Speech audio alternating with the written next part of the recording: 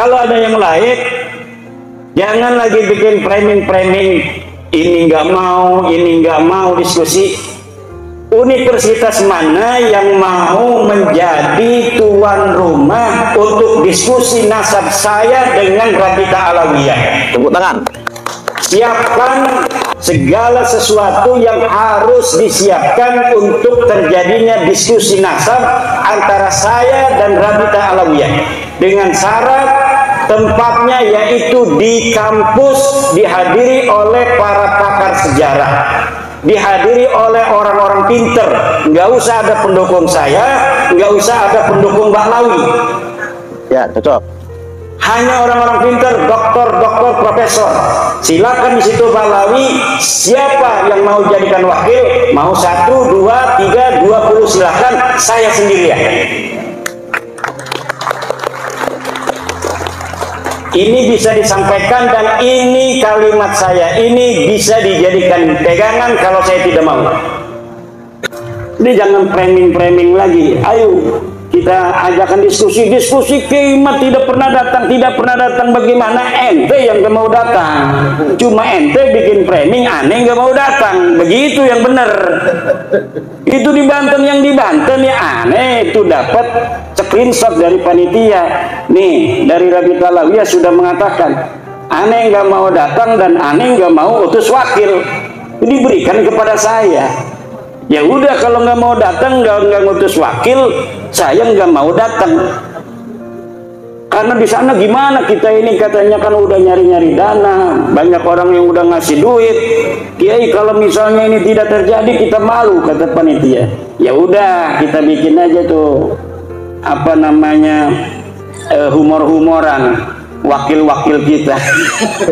Yang hadir di sana itu tidak mewakili Balwi. Hanif Alatas itu mewakili diri sendiri dan dia menyatakan itu di dalam debat itu bahwa kami tidak mewakili Rabita. Kenapa mereka tidak berani mewakili Rabita? Karena kalau mewakili Rabita, kalau kalah nanti udah beres tuh urusan.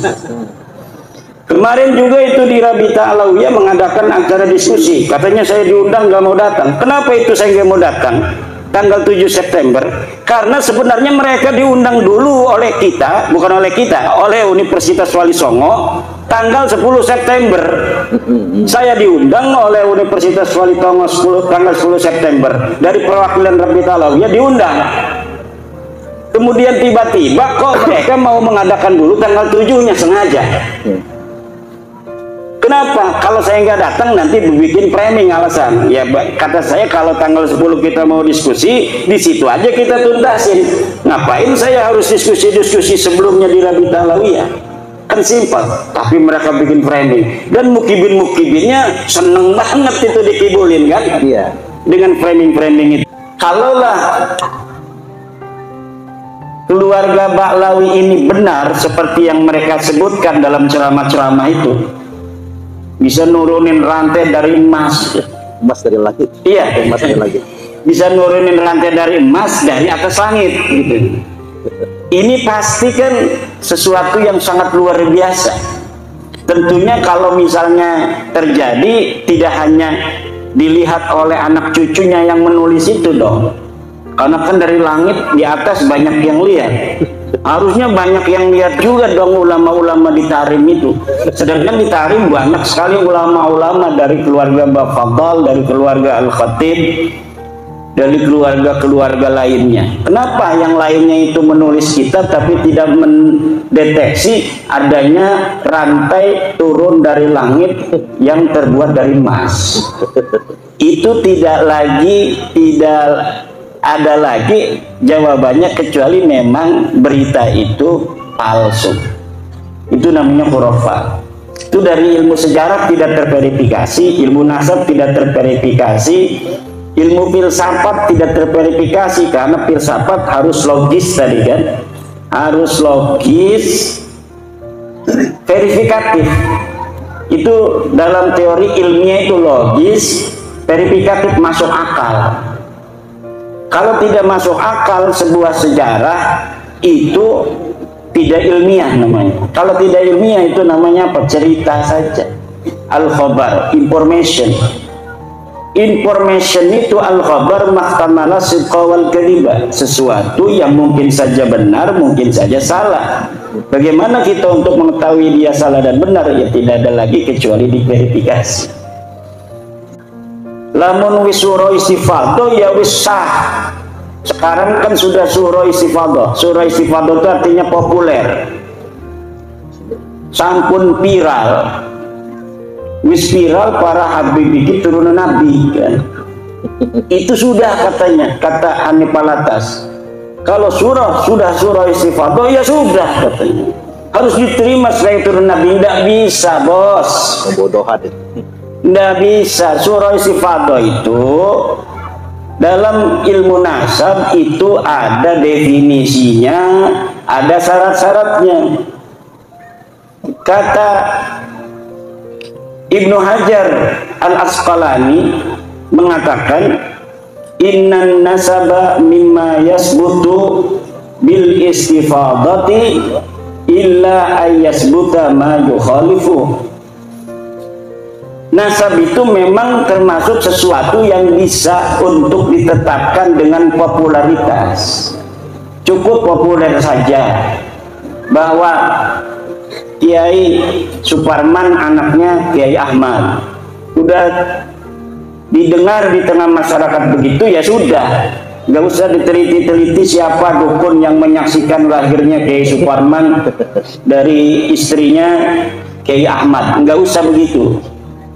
Tapi apabila sudah nyata ada bukti yang membantah, misal ternyata Kiai Suparman dari Kiai Ahmad ini hanyalah anak angkat, maka surah istifadah itu batal.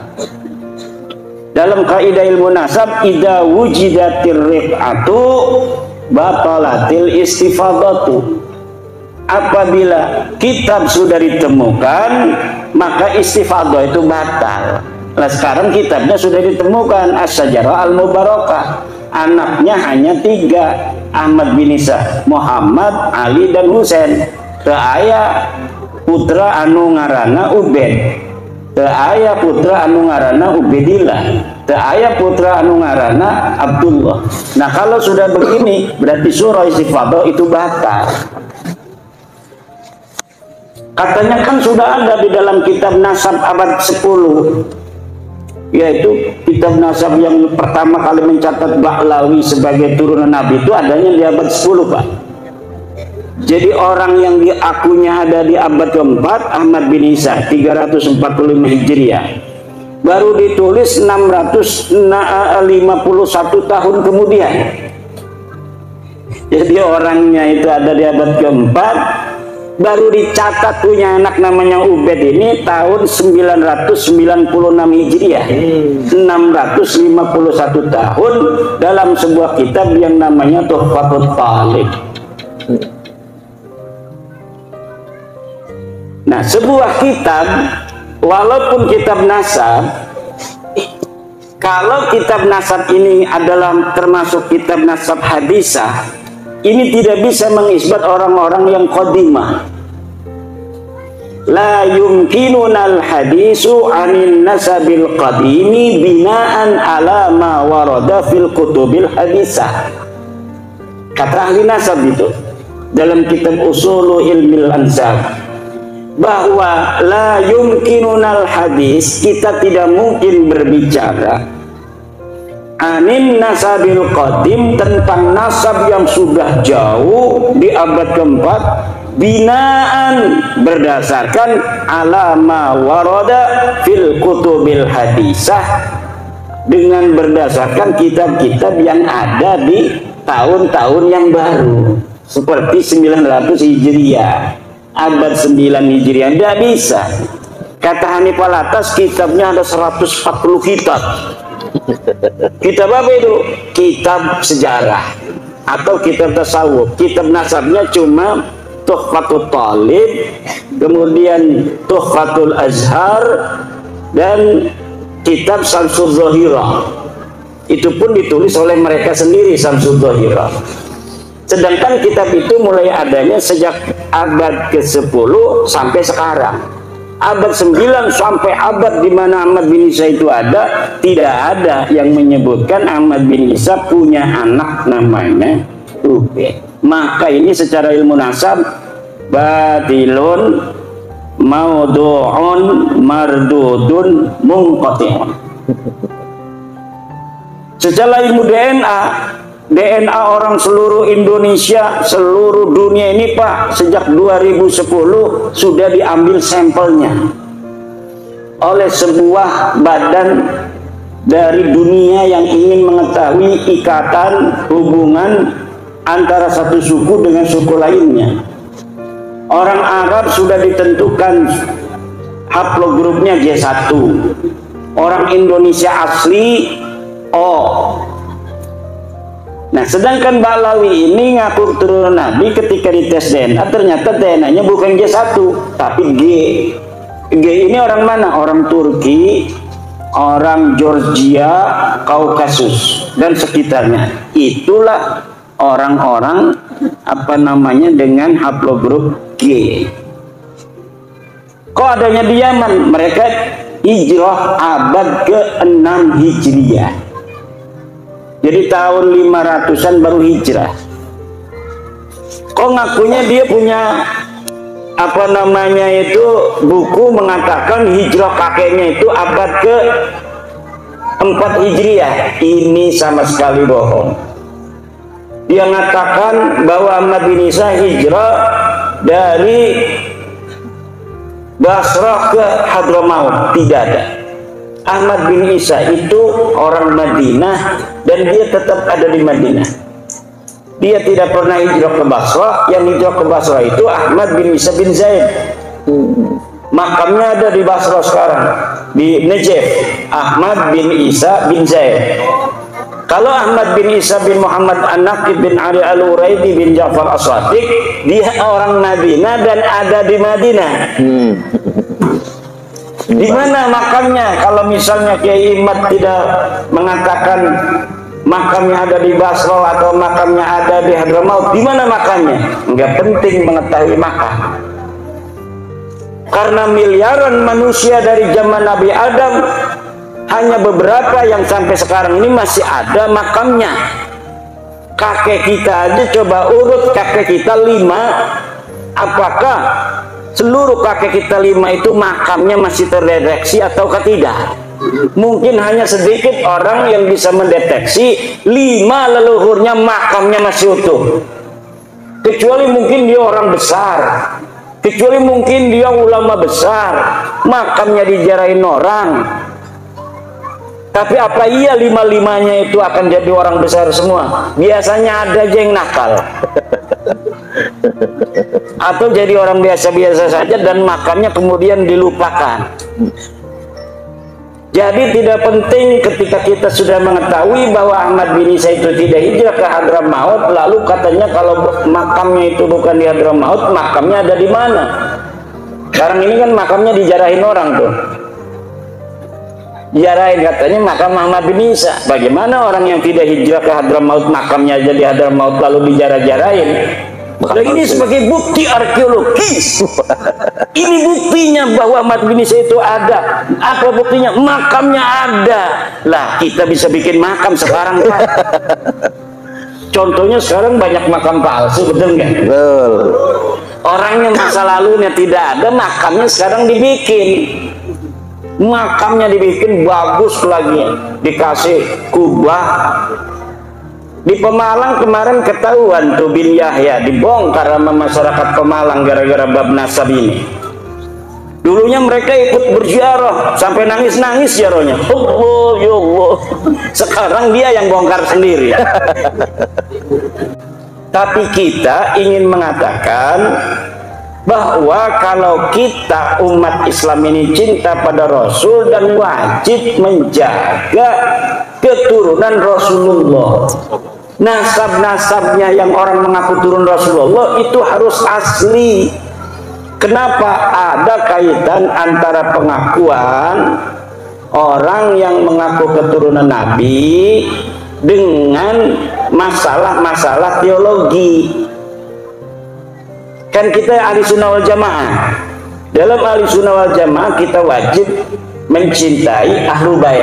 Ahlul bait itu tadi, la as'alukum alaihi ajra illal mawaddata fil qurbah. Siapa itu? Kata Ibnu Abbas, Rasulullah pernah mengatakan yang dimaksud al-qurbah itu pertama adalah Aliun wa Fatimatu wa waladahuma, Ali, Fatimah dan dua anaknya. Selain ahli bait yang 5 ini termasuk baginda Nabi, keturunannya pun dalam tradisi, bukan dalam ajaran, dalam tradisi ahli sunnah wal jamaah ini mendapatkan tempat. Kenapa saya bilang itu dalam tradisi bukan dalam ajaran? Karena tidak ada satu dalil pun yang kuat yang menyatakan kewajiban kita untuk mencintai keturunan Nabi, itu tidak ada. Kalau mencintai ahli bait ini yang tadi itu Fatimah, Ali, siapa, Hasan, Husain, itu ada dalilnya tadi. Pertanyaan dari Ibnu Abbas, wa man qarabatukal ladzina wajabat alaina mahabbatuhum, siapa kerabatmu ya Rasulullah yang wajib kami cintai? Kan wajib tuh, itu dilalatan sorihatan, wajib mencintai mereka. Siapa? Dijawab oleh Nabi, Aliun wa Fatimatu wa waladahuma, Ali, Fatimah dan dua anaknya. Kalau keturunannya tidak ada dalil yang sharih yang menyatakan bahwa kita wajib sebagai umat Islam untuk mencintai turun Nabi, tidak ada. Tapi walaupun tidak ada, di dalam tradisi kita memiliki perhatian khusus, kecenderungan khusus untuk mencintai keturunan Nabi. Akhirnya kecenderungan mencintai keturunan Nabi ini dimanfaatkan oleh orang-orang yang mengaku keturunan Nabi. Maka bapak-bapak, ibu-ibu, sampai sekarang ini seluruh dalil-dalil saya yang saya sampaikan tentang keterputusan nasab mereka itu belum bisa dijawab, baik di dalam bahasa Arab maupun dalam bahasa Indonesia. Dalam bahasa Arab saya sudah mengarang Al-Mawahib Al-Laduniyah fi Qita'i Nasabi Ba'alawi ibn Ubaidillah. Kemudian saya juga mengarang kitab I'anatul Akhyar fi Jawab Syekh Abdullah Mukhtar. Ini ada seorang kiai, Syekh Abdullah Mukhtar, yang menjawab tesis saya dengan bahasa Arab. Kemudian saya tulis jawaban-jawabannya dalam kitab I'anatul Akhyar fi Jawab Syekh Abdullah Mukhtar. Kemudian saya juga mengarang kitab Al-Ma'arif Ar-Rabbaniyah fi Hifdhin Nutfati An-Nabawiyah. Ini adalah jawaban untuk Kiai Qurtubi dari Lebak. Dia bikin kitab namanya kitab Ihya'ul Mauta, menghidupkan orang-orang mati. Itu Fakul Muqaddamah gitu. Kemudian di dalamnya ada dalil-dalil dia. Saya jawab semua dalilnya dalam kitab Al-Ma'arif Ar-Rabbaniyah fi Hifdhin Nutfah An-Nabawiyah. Dan semua kitab saya itu, para kiai, ada di internet yang bisa di-download, kemudian bisa di-print out gratis. Siapa saja yang masih memiliki keraguan terhadap apakah Ba'alawi ini cucu Nabi atau bukan, itu bisa melihat dalil-dalil saya. Dan apabila ada yang mau membantah, dipersilahkan untuk membuat kajian yang sama dan kemudian dituangkan di dalam sebuah kitab atau sebuah buku, baik yang berbahasa Indonesia, yang berbahasa Arab. Itu kebanyakan saya langsung menanggapinya dengan tulisan. Yang membuat tulisan saya balas dengan tulisan. Ada dari Tarim, seorang Habib dari Tarim sudah mengirim sejak awal. Dia bikin kitab, kemudian saya jawab kitabnya. Ada dari Saudi Arabia, bikin kitab bantahan, sudah saya bantah. Kemudian dia tidak bantah lagi. Ada lagi dari Malaysia, bikin kitab, kemudian saya bantah, tidak bantah lagi dia. Namanya Al-Mahdani. Yang berbahasa Indonesia, Rumel Abbas. Kalau dia ini agak logis. Karena apa? Karena dia berusaha untuk mencari kitab-kitab abad ke-5 ke-6.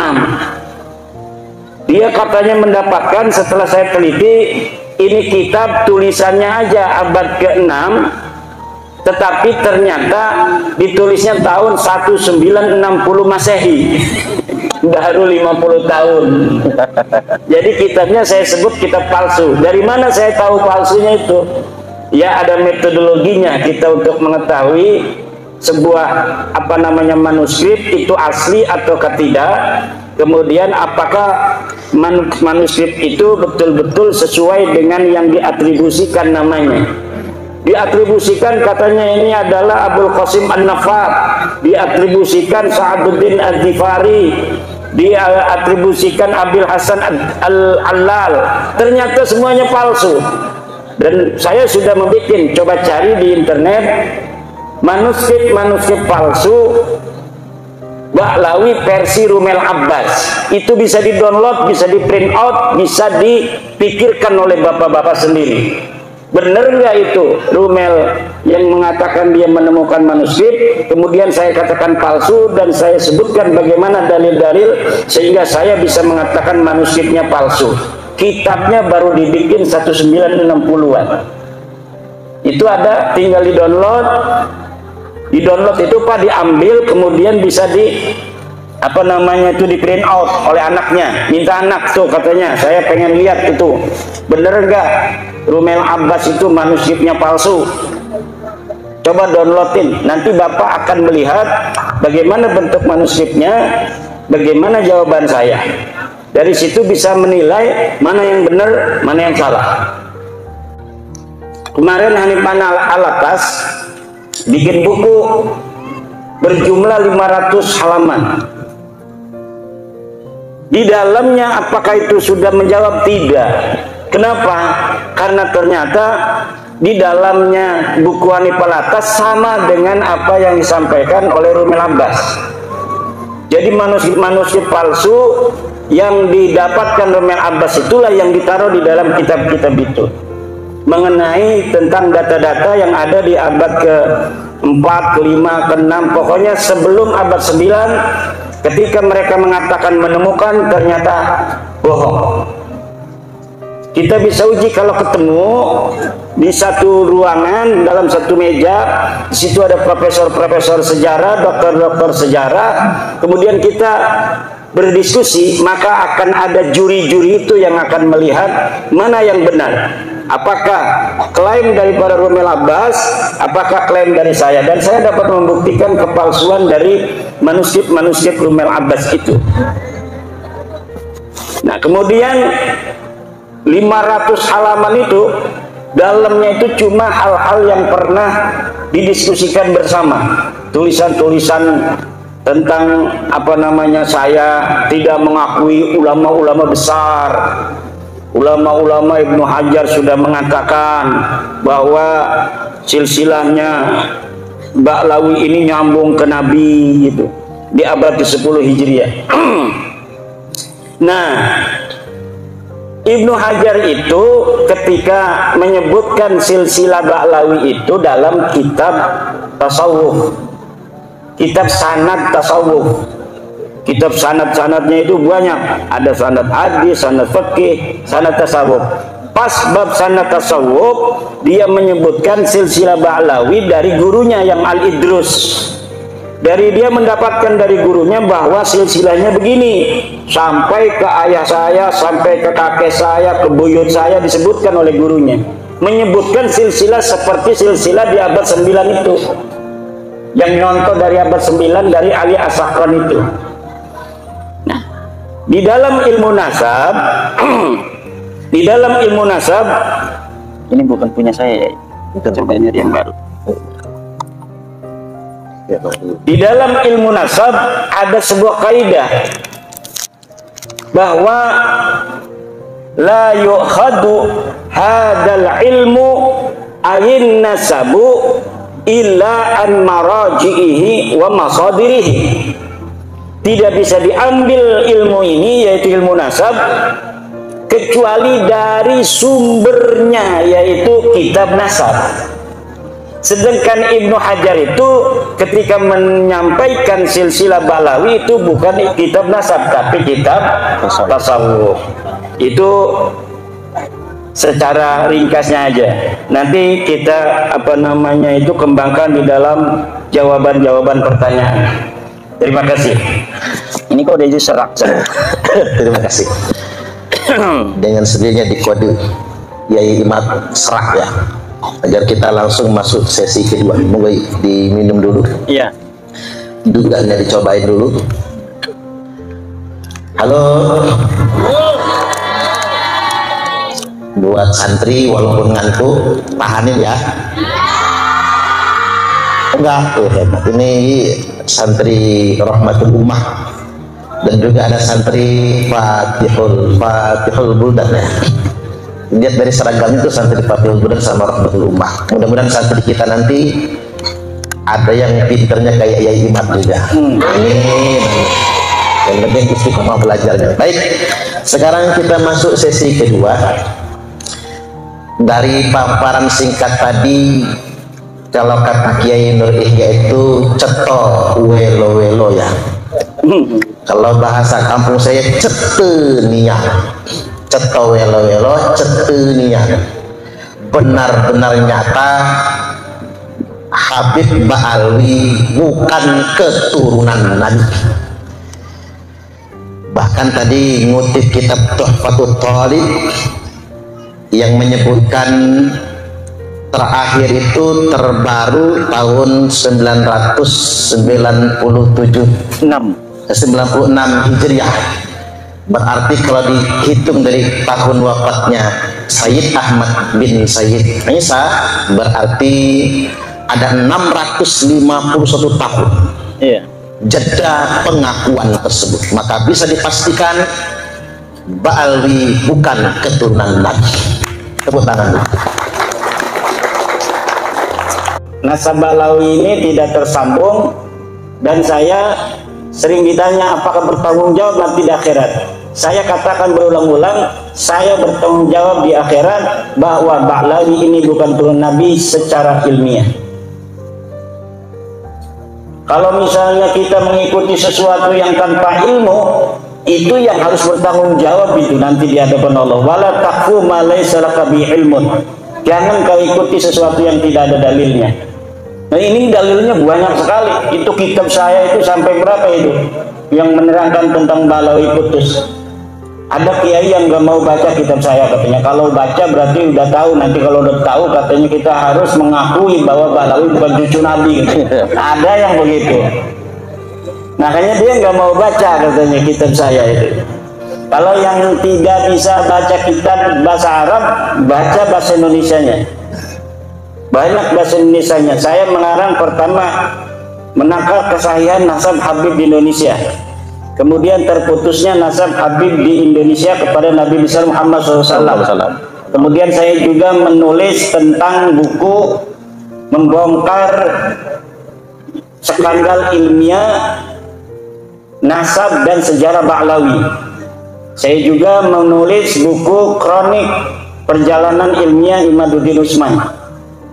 Terakhir nanti saya akan mencetak buku jawaban terhadap buku 500 halaman Hanif Alatas. Ini mungkin dalam beberapa waktu lagi akan segera terbit. Subhanallah. Itu sudah hampir 700 halaman. Subhanallah. Cuma kemudian terganggu oleh Kiai Suparman ini yang undang-undang begini sama Kiai Ageng. Saya udah 2 bulan tidak kemana-mana. Saya gunakan untuk menulis itu.